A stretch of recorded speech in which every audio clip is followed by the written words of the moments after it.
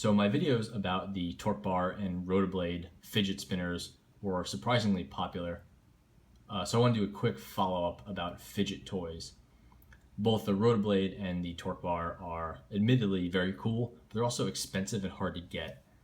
And after giving it some thought, I really believe that the way to go with fidget toys, or whatever you want to call them, is more cheap ones as opposed to fewer expensive, possibly better ones. So I wanted to do a quick look at some of the fidget toys I've had in my desk for a few years now. First off, this is a standard Alligator clip.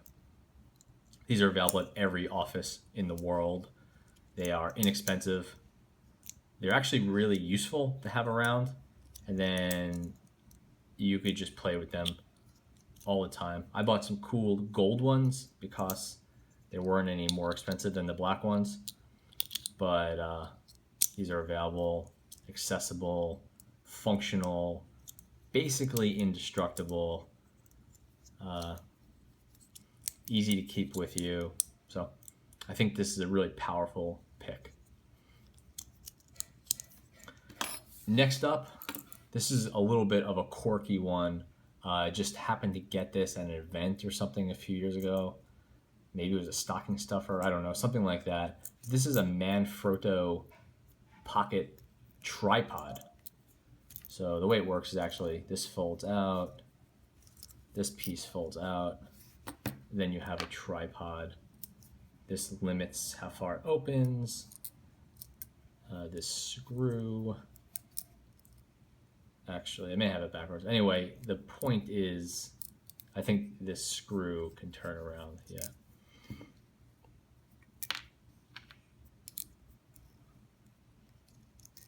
Anyway, that's not the point. The point is, this thing is just really well made. It's got a nice kind of heft to it. If you use a real camera ever, which most people don't, but if you ever do, it's actually somewhat functional. The screw could actually slide in a bunch of different ways. It can go here, and it could slide. It could fit in here. This thing closes in many different ways. If you don't do it right, it doesn't close. I don't know. It's just a fun toy to play with. So I think these were maybe 20 bucks, $30, probably less than that. But I've had this thing for a long time, and it's a little bulky, so I don't take it with me, but definitely something fun to play with while you're waiting for something to compile or download or whatever. Next up is this 3D printed bolt. I think this was a MakerBot engineering sample. I was looking into doing a project, looking into buying some replicators, and they sent this as a sample, and it's just been super fun to play with. I think you really can't go wrong with anything with a screwing action like this, or a bolt or some sort for playing with. I like this because it's got really nice knurling, and it will spin on its own. Great addition to any desk. I think obviously if you don't have a 3D printer, something like this is gonna be hard to find, but the point is it's light, it's cheap, and it can kind of move on its own, not unlike a Torqbar. This comes off. I just have practiced this enough that it doesn't come off unless I go too far. To that, in that same vein, I would highly recommend this as a fidget toy. This is probably the coolest thing I have at my desk. This is in case you're not into boating or sailing, this is a D-Shackle from a company called Harken, Harken. It's an 8mm, so it's a good size but not huge. They also sell ones a lot smaller and a lot bigger than this. If you want something cooler, there are like 5mm twist shackle and different shackles. Someone gave me this D-Shackle a long time ago, and I really like it. It is superbly built. Obviously, this is a high resistance piece designed to deal with a lot of real world stress, not just me playing with it. It's a really nice stainless steel, and again, it's brilliantly engineered. The way a D-shackle works is it's not threaded here, it is threaded here. And obviously it locks down really nicely. So you could screw it in like this, I guess. I don't know why you'd want to, but you could. I mainly just play with it. Oh.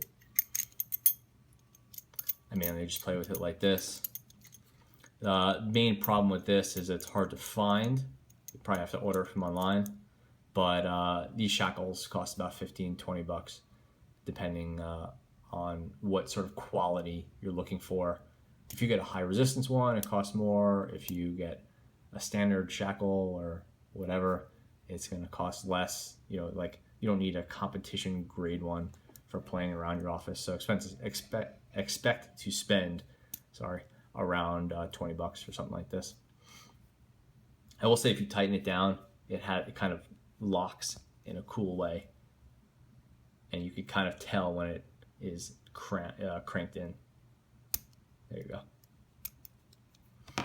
Lastly, I've had these for a long time, and these are, I would say, fidget toys that I would highly recommend. This is just a standard bicycle chain, and these are just fun for flipping around your fingers.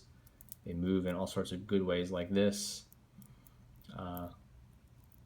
They go in on themselves. They will not turn this way, so there's really nothing you can do to mess it up. It's a bicycle chain, so it's pretty much indestructible.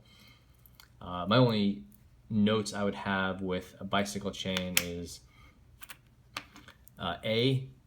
you have to really clean them off so you're not getting grease all over your hands. That's not that hard to do. Just get this thing and drop it in some glue gun or solvent or whatever you got around. You got to find the length that's right for you. This is obviously just the 2 or 4 pieces, whatever you want to call it. I think that one's pretty cool. It's a little longer. You could flip this one around, which is nice. The last thing I would say with a bicycle chain is make sure you get a really nice chain. The nicer the chain, the better the action will be, and it kind of moves on its own. This is, it might be a little hard to tell from the video, this is Shimano Dura Ace. So it's DURA-ACE. This was, at the time, the top of the line chain. And the funny part is I didn't buy $100 whatever Dura Ace chain for these toys. Like when you put a Dura Ace chain on a bike, there are some leftover segments, and this is built from that. So these were free, which is really nice. You need to have access to a bike shop, but some of you out there might. So yeah, that's just a quick look at some of the fidget toys I like. If you have any notes, please leave them in the comment. Any suggestions, I'd love to hear them. Thanks for watching.